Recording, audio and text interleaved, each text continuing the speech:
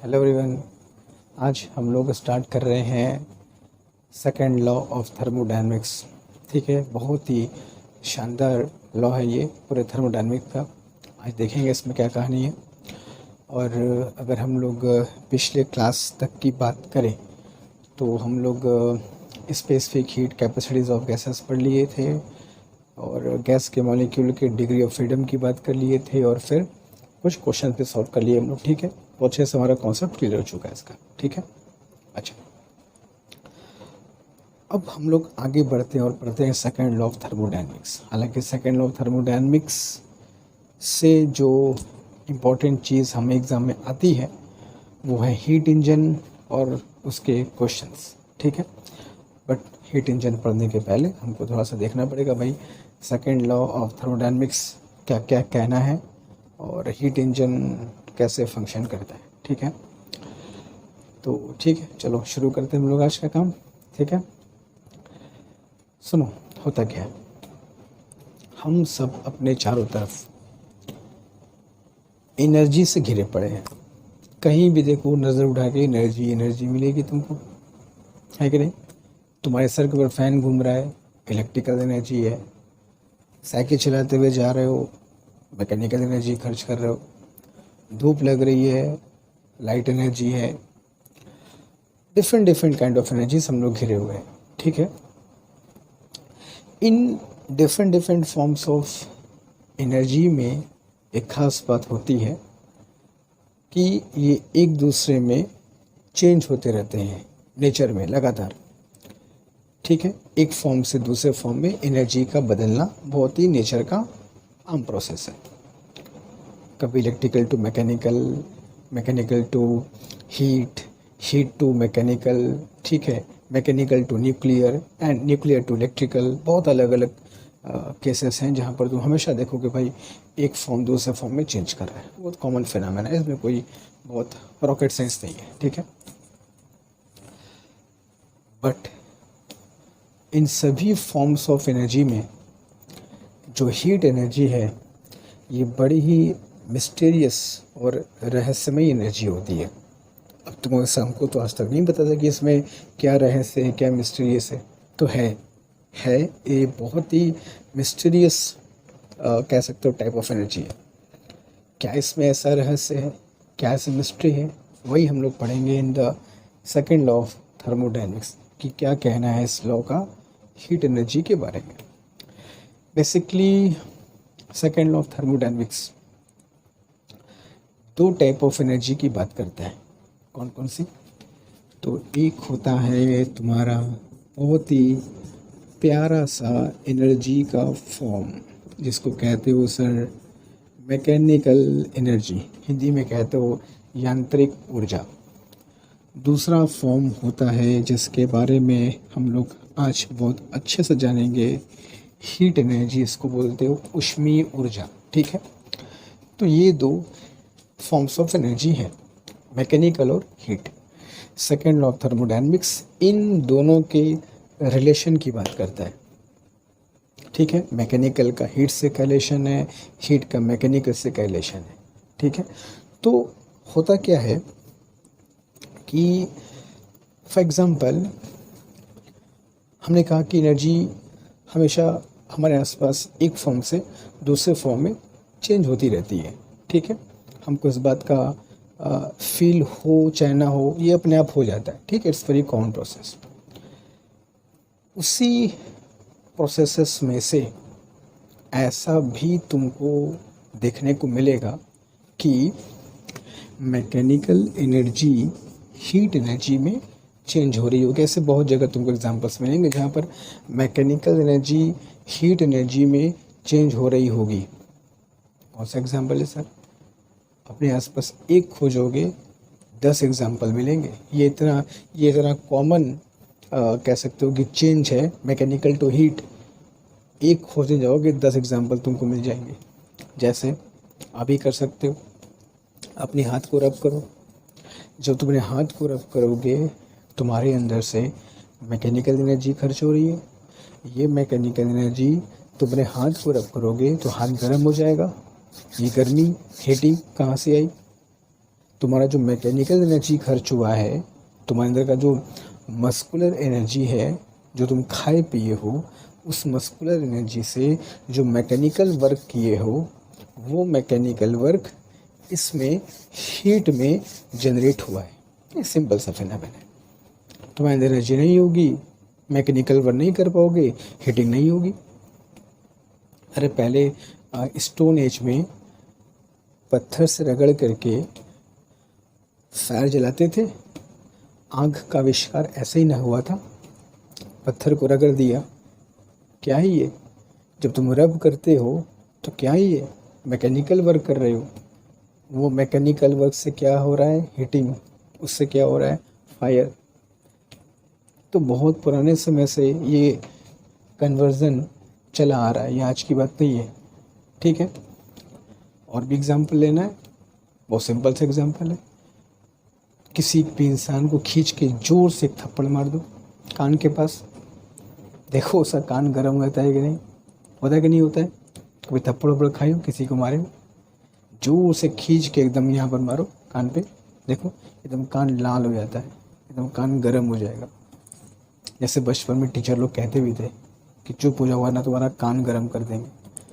उस वक्त नहीं पता कि कान गर्म करने का मतलब क्या होता है यार, कान गर्म कैसे करेंगे। तो क्या पता था कि भाई वो जो मैकेनिकल वर्क है वो हीट में चेंज हो रहा है। वहाँ भी पढ़ाई, मार खाने में भी पढ़ाई। तो मतलब कहने का ये है कि इसके एक एग्जाम्पल तुम खोजोगे तुमको 10 मिल जाएंगे। बहुत ही आम फिनोमेना है कहीं पर भी। तो मैकेनिकल एनर्जी को हीट एनर्जी में चेंज करना बहुत आसान सी बात है।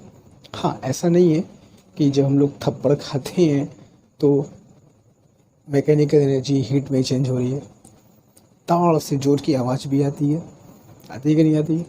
यानी मैकेनिकल वर्क सिर्फ हीट में कन्वर्ट नहीं हो रहा है, जो ताड़ से आवाज़ आई है उसमें साउंड भी हो रहा है, तो साउंड एनर्जी में भी खर्च हुआ है। सोचो अगर ये ताड़ से आवाज़ ना आती तो पूरा मैकेनिकल और तुम्हारे हीट में खर्च होता है एकदम, और तुम्हारा कान गर्म हो गया होता है कि नहीं। तो मैंने कहने का मतलब ये है कि देखो वहाँ पर साउंड भी प्रोड्यूस हो रहा है, तो मैकेनिकल हीट में भी कन्वर्ट हुआ, साउंड में भी कन्वर्ट हुआ। अपने हाथ को भी रब करके देख लो, जब हाथ को तुम रब करोगे इस तरीके से तो कुछ साउंड भी निकल रही है, यानी कि साउंड में भी कन्वर्ट हो रहा है, दैट्स ऑल, कोई दिक्कत नहीं है।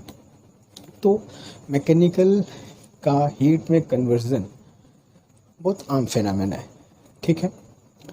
लेकिन जब इसका रिवर्स करने जाओगे, रिवर्स करने का मतलब जब हम लोग हीट एनर्जी को मैकेनिकल एनर्जी में कन्वर्ट करने जाएंगे तो फिर थोड़ा सा प्रॉब्लम तो नहीं कह सकते, बट ये कहेंगे कि एग्जांपल्स तुमको कम मिलेंगे। एग्जांपल्स कम है, इसके एग्जांपल्स बहुत मिल जाएंगे तुमको। हीट टू मैकेनिकल के एग्जांपल्स बहुत कम है। सोचो, इसके तो तुमको एग्जांपल मैंने बता दिए जहाँ पर हीट मैकेनिकल में कन्वर्ट हो रहा था। क्या इसका रिवर्स पॉसिबल है? क्या इसका रिवर्स पॉसिबल है कि हीट एनर्जी मैकेनिकल एनर्जी में कन्वर्ट हो जाए? पॉसिबल है। अच्छा, इसका रिवर्स पॉसिबल होने का मतलब क्या हुआ? जैसे हाथ को अगर रगड़ा तो गर्म हो गया, मैकेनिकल हीट में कन्वर्ट हो गया। क्या इसका रिवर्स पॉसिबल है क्या कि हाथ को गर्म करो और अपने आप ये रब करना शुरू हो जाए, यानी मैकेनिकल हीट में कन्वर्ट हो जाए? बात समझ आ रही है? तो हमको ये देखना होता है कि भाई कोई प्रोसेस पॉसिबल है या नहीं, ठीक है। जैसे फॉर एग्जांपल मैंने क्या बोला, जब हम मैकेनिकल को हीट में कन्वर्ट किए, मैकेनिकल वर्क किए और हीट में कन्वर्ट हो गया, हाथ गर्म हो गया, हीट में कन्वर्ट हो गया। And first law of thermodynamics is okay. First law कहता है कि हाँ ऐसा हो सकता है। First law is conservation of energy. तो जहाँ पे कंजर्वेशन फॉलो होगा वहाँ पे फर्स्ट लॉ भी फॉलो होगा। तो यहाँ पे कंजर्वेशन ऑफ एनर्जी फॉलो हो रही है। जितना मैकेनिकल वर्क करोगे, मान लो अगर साउंड को हम हटा दें, साउंड नहीं हो रही है, तो जितना मैकेनिकल वर्क करोगे उतना हीटिंग होगी, तो कंजर्वेशन ऑफ एनर्जी फॉलो हो रहा है। तो जहाँ कंजर्वेशन ऑफ एनर्जी फॉलो होगा वहाँ फर्स्ट लॉ फॉलो होगा। तो फर्स्ट लॉ यहाँ फॉलो हो रहा है। फर्स्ट लॉ इसको अलाउ करता है कि हाँ ऐसा हो सकता है, और हो भी रहा है। इसका रिवर्स पॉसिबल है क्या? इसका रिवर्स पॉसिबल है क्या? रिवर्स मतलब कि हाथ को गर्म करो और वो हीट है, हाथ की जो हीट है, गर्मी है, उस गर्मी से ये ऐसे रगड़ना शुरू हो जाए, यानी मैकेनिकल वर्क प्रोड्यूस हो जाए। क्या ऐसा पॉसिबल है? फर्स्ट लॉ से अगर पूछो, अब ध्यान से सुना, फर्स्ट लॉ ऑफ थर्मोडायनेमिक्स से अगर पूछोगे कि ऐसा पॉसिबल है तो कहेगा हाँ पॉसिबल है, क्योंकि जब तुम हाथ को रगड़ोगे तो उससे हीट निकला, ठीक है, या हाथ में हीटिंग हुई, उससे हाथ को रगड़ दिया। इन दोनों में एनर्जी का कंजर्वेशन पॉसिबल है, ठीक है। जितना हमने मैकेनिकल वर्क किया उतनी हीटिंग हुई, जितना हीटिंग हुई उतना मैकेनिकल वर्क हुआ। तो फर्स्ट लॉ से अगर पूछोगे तो कहेगा हाँ दोनों पॉसिबल है, कि अगर हाथ को रब करें तो हाथ गर्म हो जाए, हाँ पॉसिबल है। हाथ को गर्म करें और हाथ अपने आप रब करना शुरू कर दें, हाँ पॉसिबल है। तो फर्स्ट लॉ से अगर पूछोगे तो कहेगा हाँ दोनों पॉसिबल है, ये भी हो सकता है वो भी हो सकता है, क्योंकि दोनों में एनर्जी का कंजर्वेशन फॉलो हो रहा है। और फर्स्ट लॉ सिर्फ ये देखता है कि एनर्जी का कंजर्वेशन फॉलो हो रहा है कि नहीं हो रहा है। एक्चुअल में वो प्रोसेस नेचर में हो सकता है कि नहीं हो सकता है, ये तुमको सेकंड लॉ ऑफ थर्मोडायनेमिक्स ही बताएगा।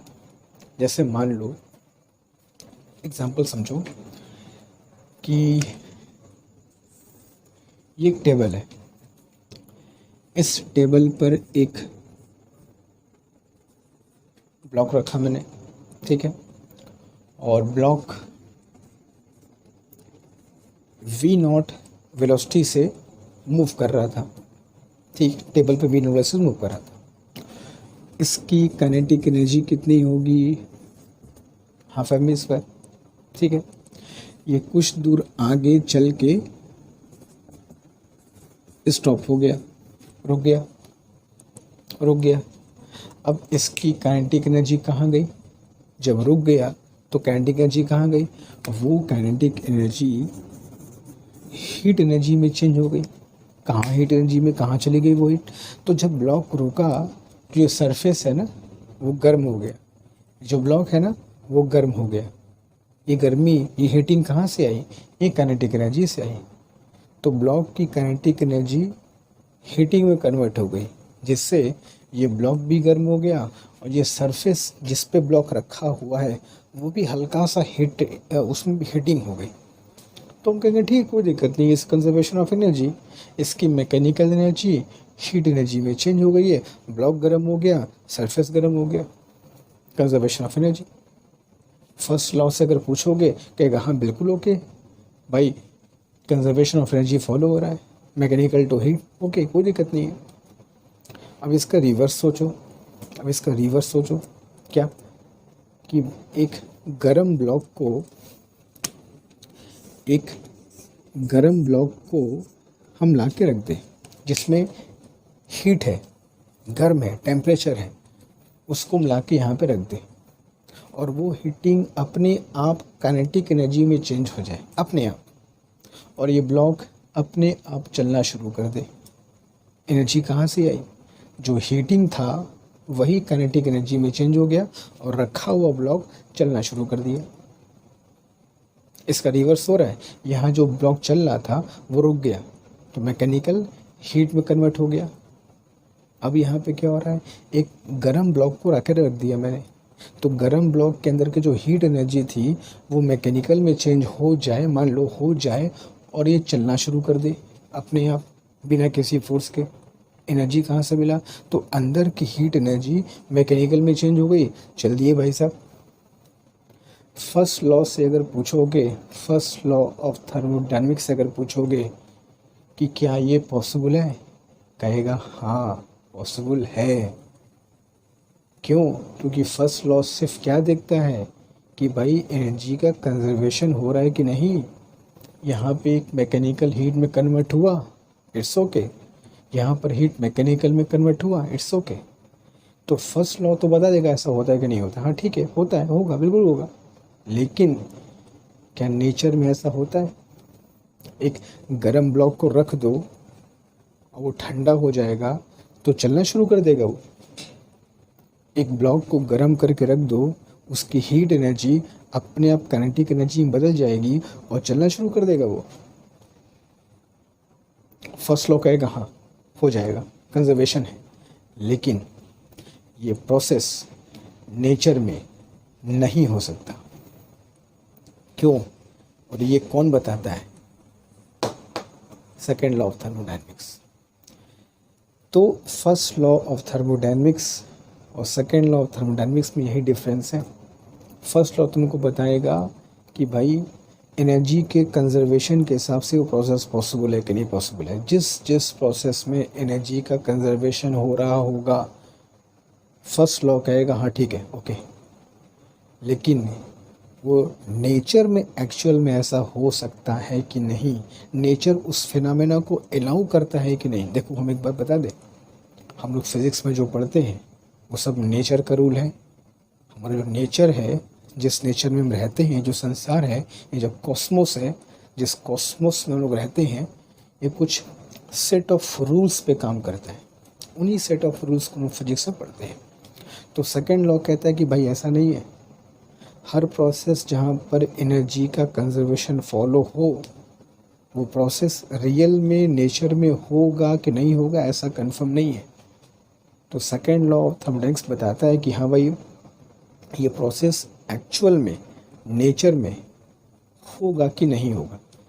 तो जो सेकेंड वाला प्रोसेस था इसका रिवर्सिबल है ना, काइनेटिक एनर्जी मतलब mechanical to heat it's okay, लेकिन heat to mechanical is not possible.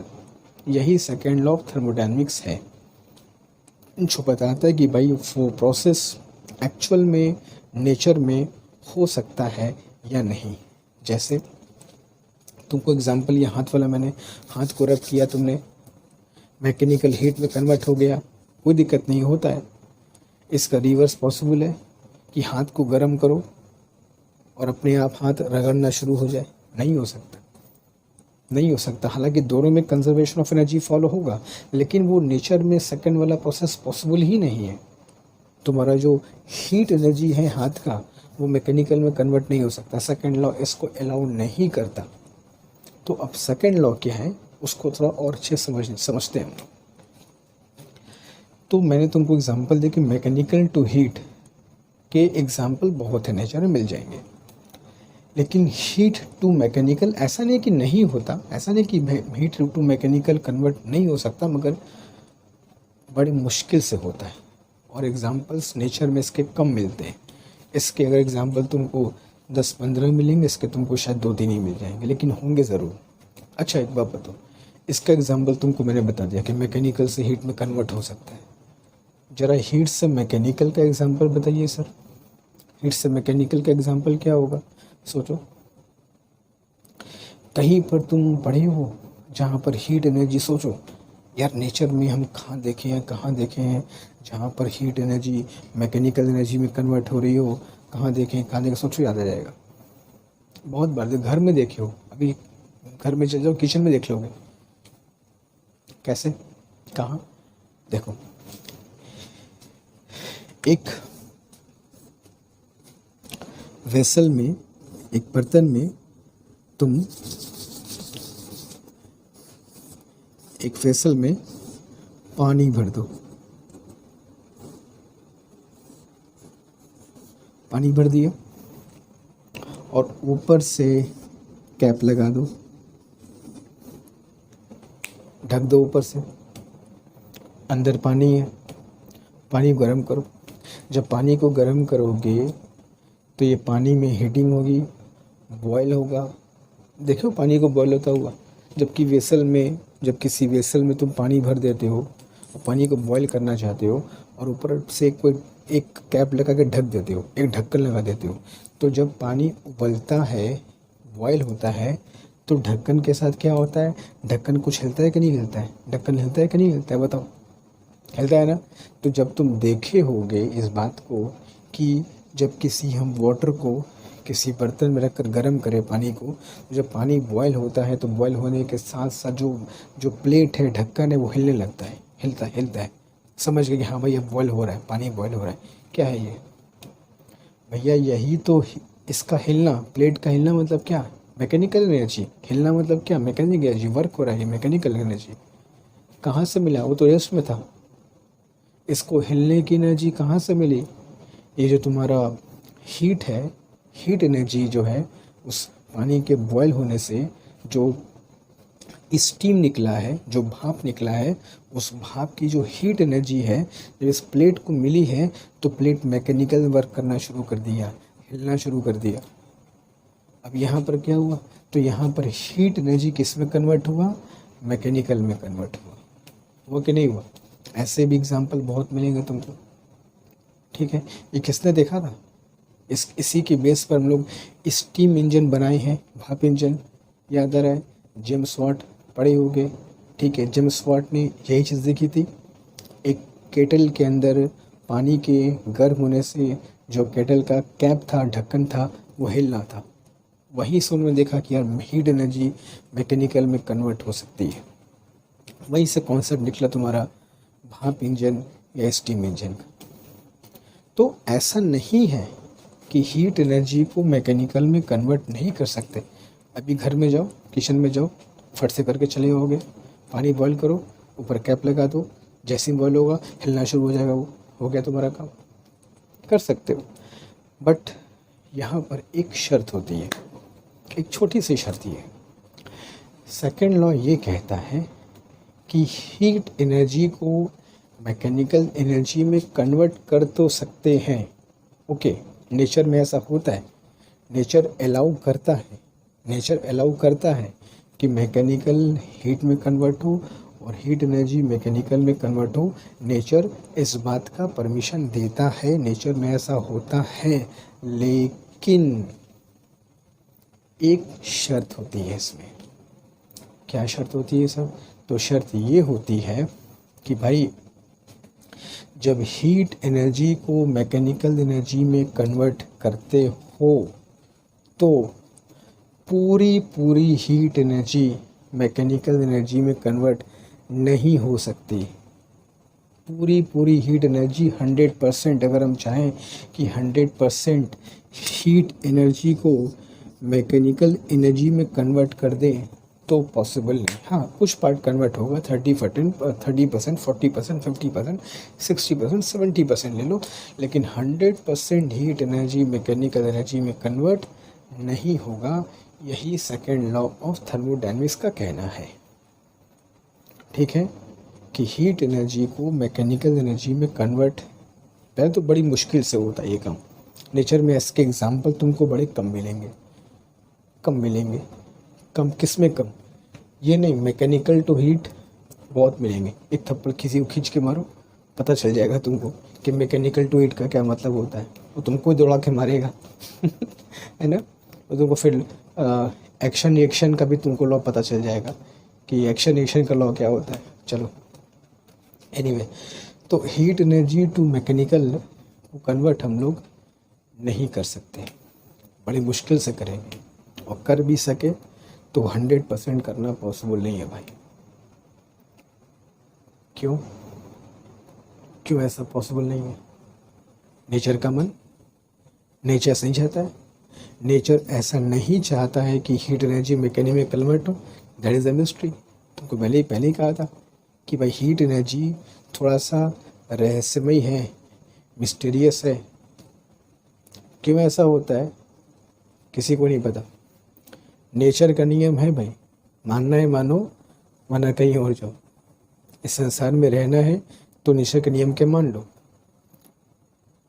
एक बहुत सिंपल सी बात है कि भाई नेचर के कुछ रूल्स होते हैं, हम एक लिमिट के बाद उन रूल्स को नहीं समझ सकते कि वो किस पर फंक्शन करते हैं, और वहाँ पे हमको मानना पड़ता है भाई nature is God, nature is God. भगवान क्या है? नेचर है। आसपास जो तुम्हारे पास है वही नेचर है, वही भगवान है।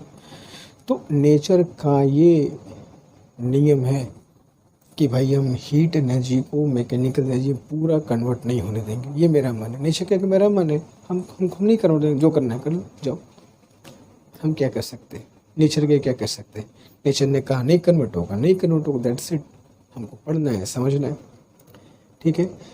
तो ये सेकेंड लॉ ऑफ थर्मोडायनेमिक्स कैसा है कि हम लोग हीट एनर्जी को मैकेनिकल में कन्वर्ट नहीं कर सकते कंप्लीट, और एक बात इसमें और भी है कि कन्वर्ट करने के लिए भी हमको एक सिंक की ज़रूरत पड़ती है। अभी हम हीट इंजन पढ़ेंगे तो वहाँ बताएंगे सिंक क्या होता है। तो ये तुम्हारा सेकेंड लॉ ऑफ थर्मोडायनेमिक्स है, सिंपल सा इसका रूल है ये। अब इसी को अलग अलग स्टेटमेंट्स में लोगों ने कहकर बताया है, जैसे एक केल्विन प्लांक स्टेटमेंट होता है, एक क्लासियस स्टेटमेंट भी होता है। अभी मैं उस स्टेटमेंट में नहीं जा रहा हूँ, वरना मुझे बहुत कुछ समझाना पड़ेगा, मैं उसमें भी इंटर नहीं करना चाह रहा हूँ। ठीक, उसकी ज़रूरत फ़िलहाल अभी नहीं है। ठीक है, जो हम लोग का पर्पज़ है फ़िलहाल उसकी ज़रूरत नहीं है। ठीक है, जिसको पढ़ना होगा पढ़ सकता है बुक से, कोई दिक्कत नहीं है कि केल्विन प्लांक स्टेटमेंट क्या होता है, क्लासियस स्टेटमेंट क्या होता है, दैट इज़ डिफरेंट थिंग। ठीक है, बट सेकेंड लॉ क्या होता है, ये कैसे फंक्शन करता है, ये तुमको मैंने समझा दिया है। ठीक है, और ये क्यों होता है सिर्फ वही जानता है, वही जानता है कि हीट एनर्जी ऐसा क्यों करता है। That is law of nature. हम बस मूक दर्शक बन के बस देख सकते हैं कि ऐसा होता है, तो बस होता है। ठीक है, एक लिमिट के बाद हम लोग हाथ पाँव नहीं मार सकते। That is the nature power.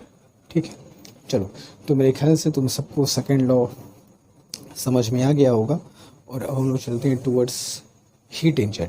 ठीक है, चलो। हीट इंजन का भी जो कहानी है वो सेकेंड लॉ ऑफ थर्मोडायनेमिक्स पर ही बेस्ड है। अगर तुम उसको पढ़ लोगे तो तुमको इसके बारे में और अच्छे से कॉन्सेप्ट क्लियर हो जाएगा कि भाई ये सेकेंड लॉ ऑफ थर्मोडायनेमिक्स का क्या रोल है नेचर में। ठीक है, देखो, तो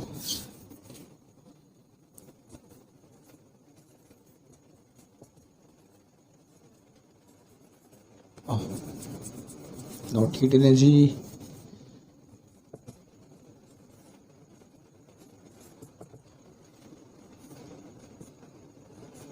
हीट इंजन। हीट इंजन से तुम्हारे एग्ज़ाम में BHO-BSc में क्वेश्चन लगभग कंफर्म आएगा 100%। मान लो अगर पेपर अगर इस वक्त कोई बना रहा होगा तो समझ लो तुम्हारे एग्ज़ाम में छप चुका है इस पर क्वेश्चन, कंफर्म आना ही है, लिख लो, आना ही आना है कंफर्म, इतना इम्पोर्टेंट है। बट खुशी की बात है कि बेहद ही आसान क्वेश्चंस होगा इसका। आ गया तो अटेम्प्ट करना है, छोड़ना नहीं है। बट थोड़ा सा हीट इंजन के बारे में पहले पढ़ लेते हैं, इसका क्या फंक्शन होता है। और हीट इंजन सेकेंड लॉ को कह सकते हो कि अप्रूव करता है। जो सेकेंड लॉ पढ़े हम लोग अभी कि ऐसा ऐसा होता है, ये हीट इंजन इस लॉ को सर्टिफाई करता है कि हाँ सही में ऐसा होता है। कैसे, तो देखो, थोड़ा मैं फिगर ड्रॉ कर लूँ फिर तुमको समझाता हूँ। ठीक है,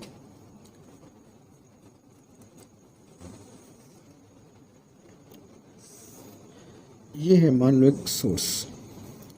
ठीक है, जैसे इसमें एक सोर्स होगा, जिससे सेकेंड लॉ ऑफ थर्मोडायनेमिक्स जो हीट इंजन है वो मैंने कहा कि सेकेंड लॉ को अप्रूव करता है, सर्टिफाई करता है। तो यहाँ पर भी मतलब हीट इंजन में भी हीट एनर्जी को मैकेनिकल में कन्वर्ट किया जाएगा। ठीक है, तो हीट एनर्जी को जब मैकेनिकल में कन्वर्ट करेंगे तो उसका कन्वर्जन किस तरीके से होगा, ये अपने आप में सेकेंड लॉ का प्रूफ होगा। जैसे ये मान लो एक सोर्स है और इससे हीट लिया गया, ये इसको बोलते हो इंजन या वर्किंग सब्सटेंस, जिसको हिंदी में कहते हो कार्यकारी पदार्थ, वर्किंग सब्सटेंस। ठीक है, इंजन भी कह सकते हो इसको। और ये है तुम्हारा सिंक।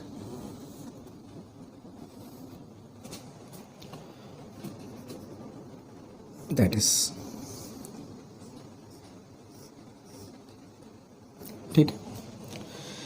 तो अब हीट इंजन का फंक्शन कैसे होता है हम लोग वो पढ़ने जा रहे हैं, न कि हीट इंजन का पूरा स्ट्रक्चर, कि हीट इंजन में क्या कहानी है, क्या उसके पीछे मैकेनिक्स है, क्या फिजिक्स के नियम है, वो नहीं पढ़ने जा रहे। हीट इंजन का एक कह सकते हो प्रिंसिपल, जिस प्रिंसिपल पर वो वर्क करता है, हम लोग उसको थोड़ा समझने जा रहे हैं। 3 हिस्से इसके होते हैं, किसी भी हीट इंजन के 3 हिस्से होते हैं। एक होता है सोर्स। सोर्स मतलब वो ऑब्जेक्ट जहाँ से हम लोग हीट एनर्जी लेते हैं।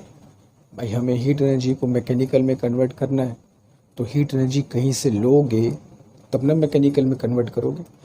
तो एक सोर्स होगा, स्रोत होगा, जहाँ से हीट एनर्जी हम लोग लेंगे, ठीक है। और एक उसको जनरली वो हॉट बॉडी एक होगी, हाई फाई टेम्परेचर पर होगी, जहाँ से हम लोग हीट लेंगे, ठीक है। तो उसको बोलते हैं सोर्स। तो this is your source and this is generally a hot body.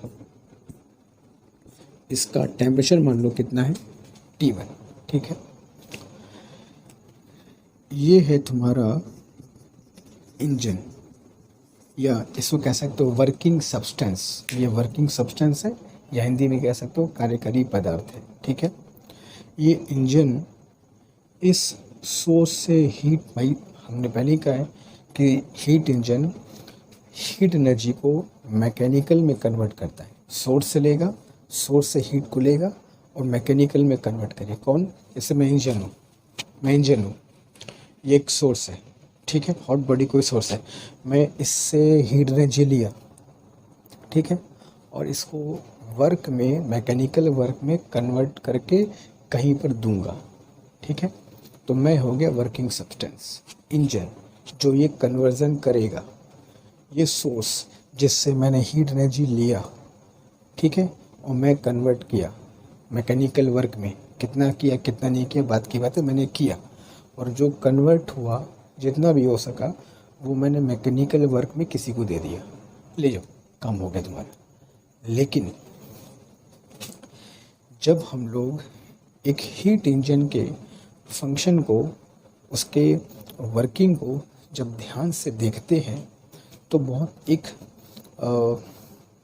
कह सकते हो कि बेसिक सी चीज़ सामने दिखाई देती है। वो ये होती है जो जो जो सेकेंड लॉ को सर्टिफाई करता है, अप्रूव करता है। क्या होता है? जब ये हीट इंजन वर्किंग सब्सटेंस इस सोर्स से हीट लेता है, ठीक है, तो मान लो मैंने ये माना कि इस सोर्स से Q1 हीट लिया। किसने लिया? इंजन ने लिया। किस लिए लिया? इसको मैकेनिकल वर्क में कन्वर्ट करना था, इसलिए लिया। अब ये इंजन इस हीट एनर्जी को मैकेनिकल वर्क में कन्वर्ट किया, और मान लो मैकेनिकल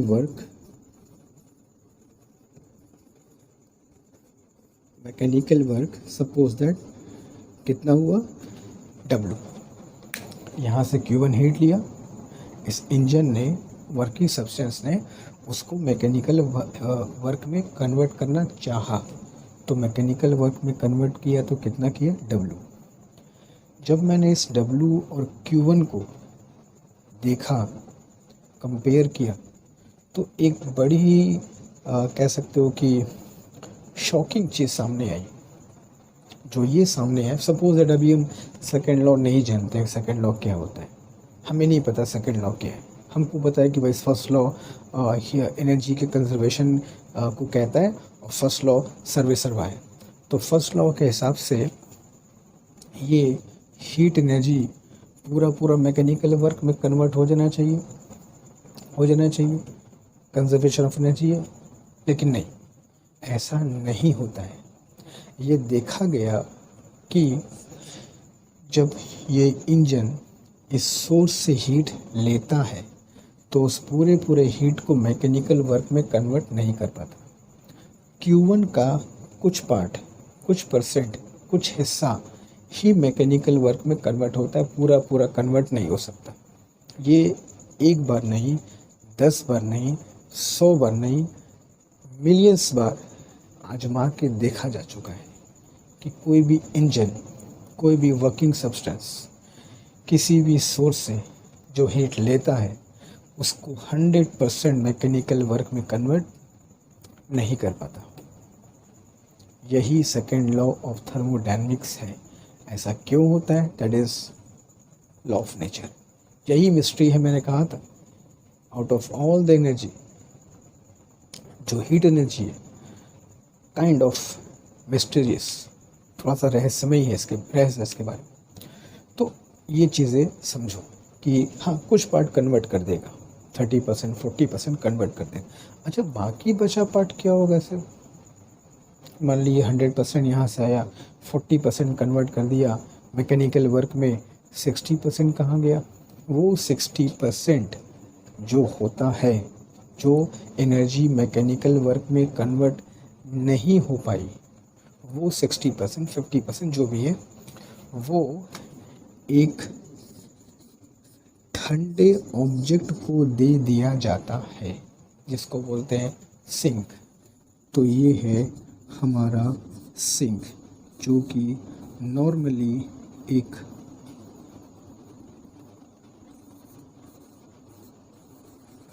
कोल्ड बॉडी होती है। ये हो गया सिंक। तो सेकेंड लॉ ऑफ थर्मोडायनेमिक्स को अगर हम लोग हीट इंजन के टर्म्स में बोलना चाहें तो ऐसे बोल सकते हैं कि कोई भी हीट इंजन जब किसी सोर्स से हीट एनर्जी लेता है तो कुछ part some part of it, कुछ पार्ट मैकेनिकल वर्क में कन्वर्ट करता है और रिमेनिंग पार्ट एक किसी कोल्ड ऑब्जेक्ट को दे देता है, जिसको हम कहते हैं सिंक। तो सिंक क्या होता है? रिसीव करता है उस हीट को जो मैकेनिकल वर्क में कन्वर्ट नहीं हो पाई। जो कन्वर्ट हो गया वो ठीक है, उससे वर्क होगा। जो कन्वर्ट नहीं हो पाया वो तुम्हारा एक ठंडे ऑब्जेक्ट को दे दिया जाएगा, जो होता है सिंक। ये हर इंजन की यही कहानी है। कोई भी इंजन ऐसा पॉसिबल नहीं है जो सोर्स से ली गई हीट को कंप्लीटली मैकेनिकल वर्क में कन्वर्ट कर दे और सिंक को कुछ भी न दे। ऐसा इंजन बनाना पॉसिबल नहीं है। हम लोग ऐसा हीट इंजन नहीं बना सकते जो पूरे हीट को मैकेनिकल वर्क में कन्वर्ट कर दे, क्योंकि सेकेंड लॉ ऑफ थर्मोडायनेमिक्स इसका परमिशन देता ही नहीं है। That is again certification of second law of thermodynamics. तो हीट इंजन एक किस्म का ठप्पा है। किस पे? Second law of thermodynamics. लो, ठप्पा लगा दिया, जो कर लो, जो करना है कर लो। 100% कन्वर्जन नहीं हो सकता। That is second law of thermodynamics. ठीक है भाई, आपको कुछ ना कुछ सिंक को देना ही पड़ेगा। कितना भी सिंक को देना पड़ेगा, बिना सिंक के एब्सेंस में आप ये कन्वर्जन कर ही नहीं सकते। That is second law of thermodynamics, जिस पर हीट इंजन हमारा बेस्ड है। हाँ, जितना अधिक से अधिक वो मैकेनिकल वर्क में कन्वर्ट करेगा, हमारे लिए उस इंजन की एफिशिएंसी उतनी ज़्यादा होगी, उतना ज़्यादा वो इंजन एफिशिएंट माना जाएगा। ठीक है, तो अब यहाँ पर हम लोग करते क्या है कि अब ऐसे इंजन्स की एफिशिएंसी कैलकुलेट करते हैं कि वो इंजन कितना एफिशिएंटली या कितना परसेंट मैकेनिकल वर्क कन्वर्ट किया। कोई भी इंजन जितना अधिक से अधिक मैकेनिकल वर्क प्रोड्यूस करेगा, हीट ले करके जितना अधिक से अधिक मैकेनिकल वर्क प्रोड्यूस करेगा, हम कहेंगे उसकी एफिशिएंसी उतनी ज़्यादा है। ठीक है, 30% 40% सो ऑन। हाँ, किसी भी इंजन की एफिशिएंसी, जिसको हिंदी में कहें तो दक्षता, 100% नहीं हो सकती, क्योंकि एफिशिएंसी 100% का मतलब ये हो गया कि पूरा हीट मैकेनिकल वर्क में कन्वर्ट हो गया, जो सेकेंड लॉ कहता है भाई पॉसिबल नहीं। तो सेकेंड लॉ को एक और तरीके से भी कह सकते हो कि ऐसा हीट इंजन डिज़ाइन करना पॉसिबल नहीं है जिसकी एफिशिएंसी 100% हो। That is also second law of thermodynamics. ठीक है, we can not design a heat engine which works at two temperatures such that its efficiency is 100%, नहीं पॉसिबल है। तो सेकेंड लॉ को हम लोग कई अलग अलग तरीके से बयान कर सकते हैं कि ऐसा होता है। बस तुमको समझ में आना चाहिए भाई कॉन्सेप्ट होता क्या है सेकेंड लॉ का। ठीक है, बात समझ में आ रही है। तो अब हीट इंजन में हमको कुछ फॉर्मूले देखने होते हैं, जैसे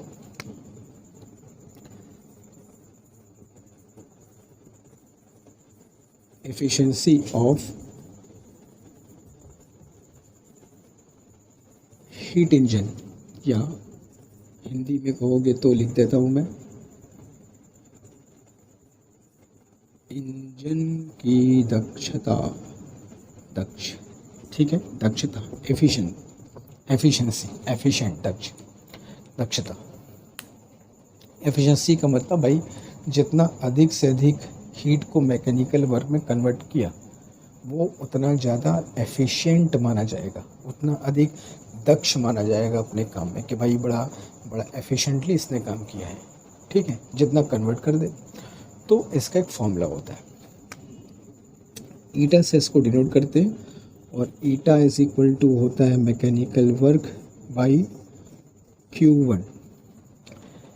जितना वर्क डन किया अपॉन जितना वो सोर्स से हीट लिया, इन दोनों के रेशियो को ही बोलते हैं क्या, इंजन की एफिशिएंसी।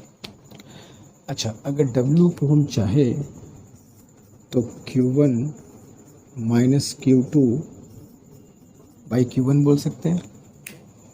W से भाई Q1 तुमने लिया, Q2 वो पार्ट है जो मैकेनिकल वर्क में कन्वर्ट नहीं हुआ, तो Q1 माइनस Q2 कर दिया तो W मिल जाएगा। भाई Q2 इसी का हिस्सा है, वो हिस्सा जो वर्क में कन्वर्ट नहीं हुआ था वो, तो Q1 minus Q2 is equal to W। तो इसको अगर डिवाइड कर दिया जहाँ A, तो 1 माइनस Q2 बाई Q1, ठीक है, या 1 माइनस T2 बाई T1, जहाँ T2 क्या है, टेम्परेचर ऑफ सिंक लिख दे रहा हूँ मैं। ठीक है, और T1 क्या है, टेम्परेचर ऑफ सोर्स। क्लियर है, T2 temperature of sink, T1 temperature of source, और ये दोनों केल्विन में ही रहेंगे। अगर एफिशिएंसी परसेंट में निकालना हुआ, ईटा इन परसेंट अगर निकालना हुआ तो कुछ करना नहीं है, बस उसी में 100 से क्या कर देना, मल्टीप्लाई कर देना। ठीक है, तो एफिशिएंसी तुमको परसेंट में भी मिल जाएगी। जैसा क्वेश्चन हो परसेंट में या फ्रैक्शन में, वैसा हम लोग काम करेंगे। तो ये तुम्हारा हीट इंजन का एक छोटा सा ब्रीफ, वेरी ब्रीफ, जितना हमको काम है BHO BSc के लिए उसके हिसाब से बात कर रहा हूँ, एक ब्रीफ इंट्रोडक्शन मैं तुमको दिया हूँ सेकेंड लॉ का भी और हीट इंजन का, जिससे हमारा फ़िलहाल काम चल जाएगा। ठीक है, तो जल्दी से कॉपी कर लो, तो हम लोग फिर इस पर स्टार्ट करते हैं क्वेश्चन। ठीक है, जल्दी।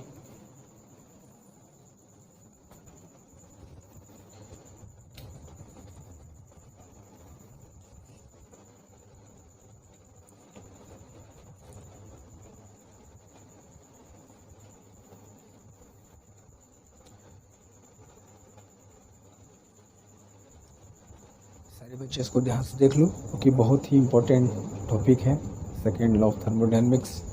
क्वेश्चन कंफर्म तुम्हारे एग्ज़ाम में आएगा, और क्वेश्चन ये सब कभी भी छूटने नहीं चाहिए। एग्ज़ाम में आ गया तो समझ लो करना ही करना है। ठीक है,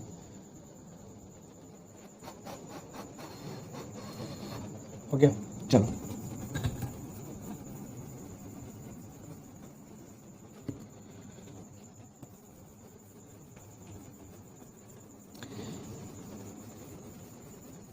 सब सोचते हैं कि फर्स्ट लॉ ऑफ थर्मोडायनेमिक्स से क्वेश्चन आता है ना, इसका यूज़ ज़्यादा है, एप्लीकेशन है, सर लोग खूब क्वेश्चन कराते हैं, अगर तुमको ये नहीं पता कि second law of thermodynamics first वो काम करता है जो फर्स्ट लॉ नहीं कर पाता है। नेचर में कोई प्रोसेस पॉसिबल होगा कि नहीं होगा ये तुमको फर्स्ट लॉ नहीं बताता है, ये तुमको सेकंड लॉ ही। देखो फर्स्ट लॉ तो भाई जहाँ पर एनर्जी का कंजर्वेशन है फर्स्ट लॉ बोल देगा ठीक है हाँ चलो ओके है।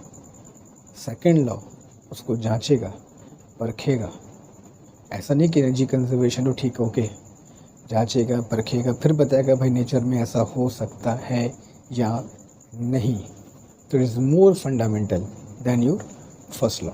ठीक है, तो चलो हम लोग हीट इंजन पे कुछ क्वेश्चंस कर लिया जाए।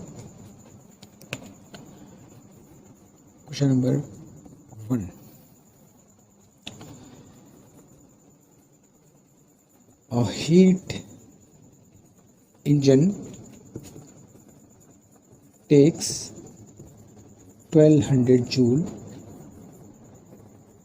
from a source। एक हीट इंजन है जो सोर्स, अब समझ गए हो कि भाई हीट इंजन में क्या होता है, एक वर्किंग सब्सटेंस, ऊपर क्या होगा सोर्स जहाँ से हीट ये सब्सटेंस लेगा और नीचे क्या होगा सिंक। ठीक है, तो हीट आया सब्सटेंस को मिला, इसने अपनी क्षमता के हिसाब से वर्क में कन्वर्ट किया और जो कन्वर्ट नहीं किया वो सिंक को भेज दिया। फंक्शन समझ गए हो। तो heat engine takes 1200 joule from a source and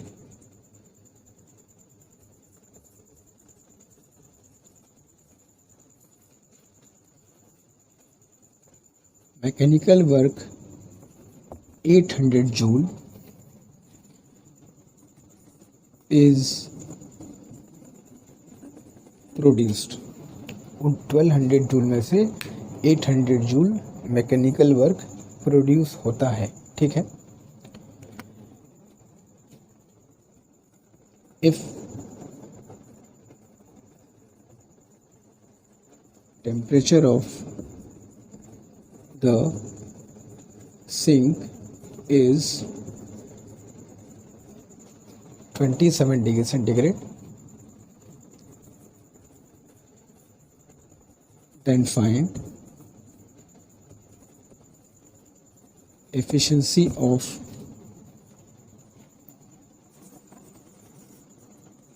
engine and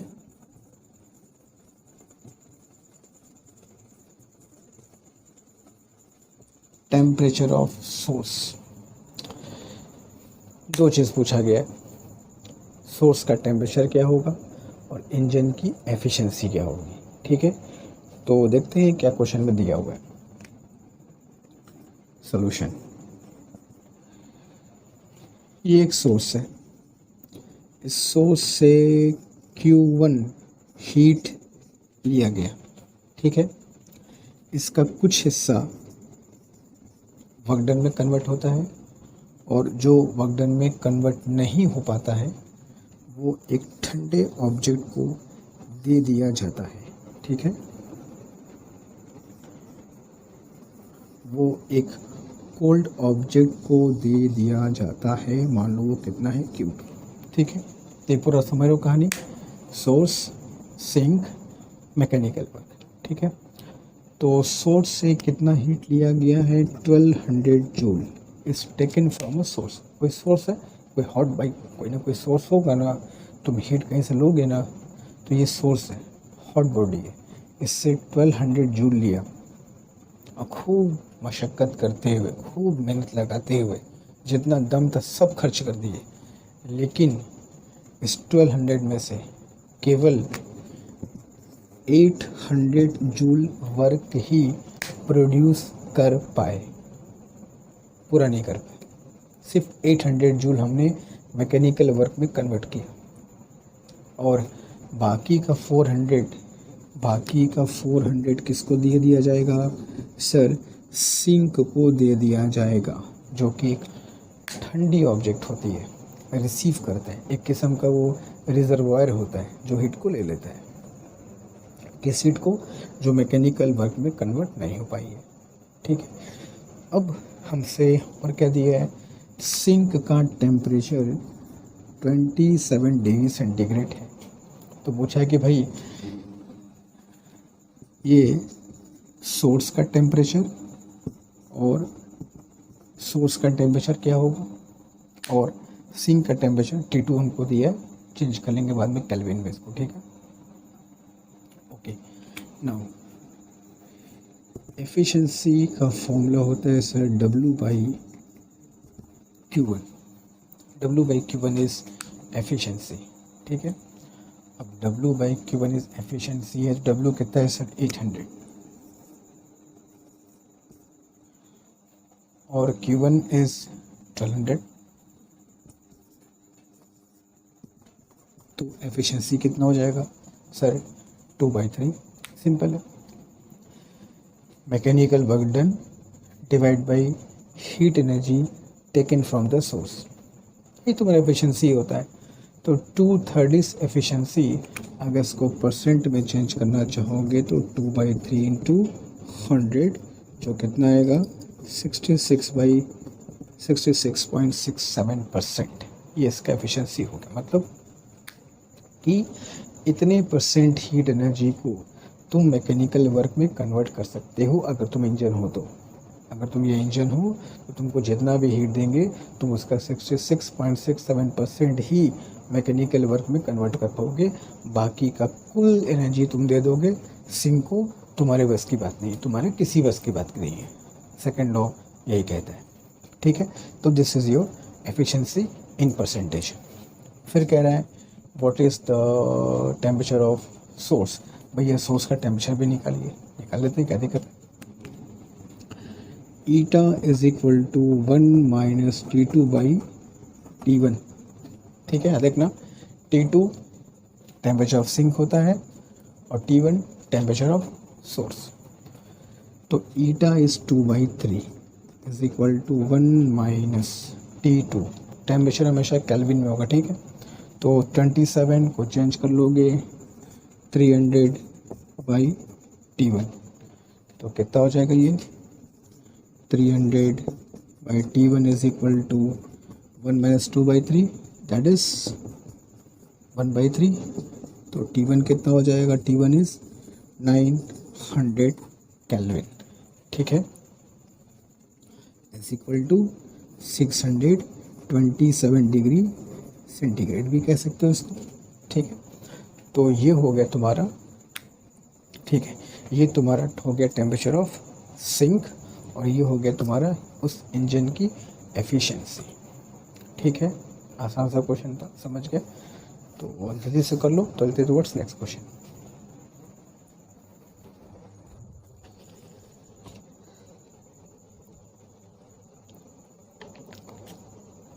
कोई दिक्कत, कोई परेशानी तो मुझको बता देना।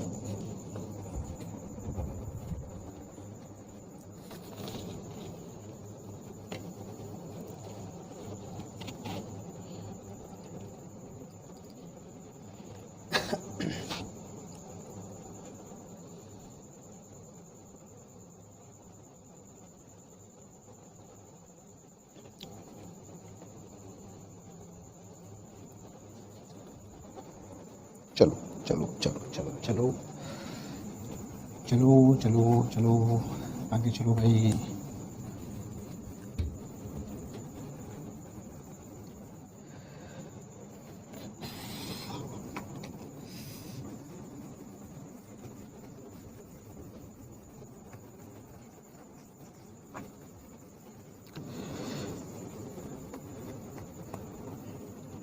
ओके ओके ओके, ये रहा तुम्हारे सामने तुम्हारा क्वेश्चन नंबर प्यारा सा अच्छा सा 2।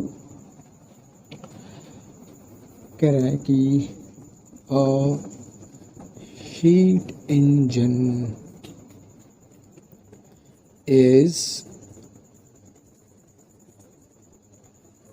Operating between 227 degree centigrade and 177 degree centigrade. ठीक है। ऑपरेटिंग का मतलब कि किन किन दो टेम्परेचर के बीच वो काम करता है, मतलब सोर्स का क्या टेम्परेचर है, सिंक का क्या टेम्परेचर है, तो किन दो टेम्परेचर के बीच वो इंजन फंक्शन करता है, किस किस हॉट बॉडी से वो हीट ले रहा है और किस कोल्ड बॉडी को हीट दे रहा है। तो हमेशा जो हाई टेम्परेचर होगा वो सोर्स का टेम्परेचर होगा और जो कम वाला होगा वो सिंक का होगा। ठीक है। तो a heat engine is operating between 227 and 177 degree centigrade.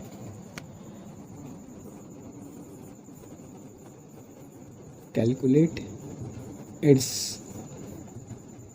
efficiency. Simple सा प्लेन सा क्वेश्चन है, तुम सब इस क्वेश्चन को करो और इसका आंसर मुझको जल्दी से बताओ।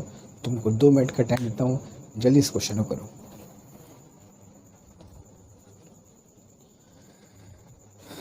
बट करने के पहले याद रहे कि हमको सेंटीग्रेड को केल्विन में चेंज करना है। ठीक है। We have to change this temperatures into kelvins. ठीक है।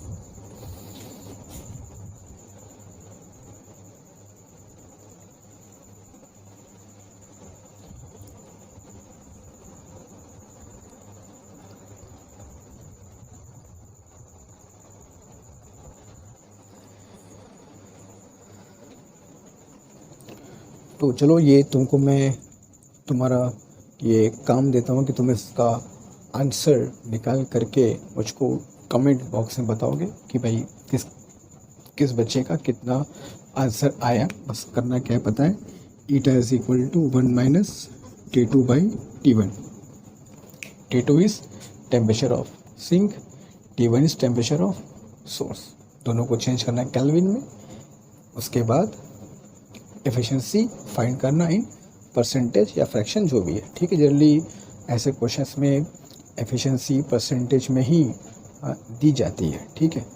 तो सभी लोग इसको कन्वर्ट करके उसको आंसर कमेंट में मेंशन करेंगे और मैं देखूंगा किन लोगों का आंसर सही आता है। ठीक है। और अभी आज मैं इस क्लास को स्टॉप करता हूँ और अगले क्लास में जब लोग आएंगे, अभी बस इंट्रोडक्शन था कि भाई ऐसे ऐसे होता है, 1-2 क्वेश्चन कर लिया। अब हम लोग नेक्स्ट क्लास में जब आएंगे तो हीट इंजन पे ढेर सारा क्वेश्चन करेंगे। सिर्फ हमारा उस दिन का क्वेश्चन सिर्फ और सिर्फ हीट इंजन पे ही रहेगा। ठीक है। तो बाकी क्वेश्चन नेक्स्ट क्लास में करेंगे। तब तक अच्छे से पढ़ो, रिवाइज करो, जहाँ भी हो जैसा भी रहो मस्त रहो। ठीक है। चलो मिलते हैं नेक्स्ट क्लास में। Take care.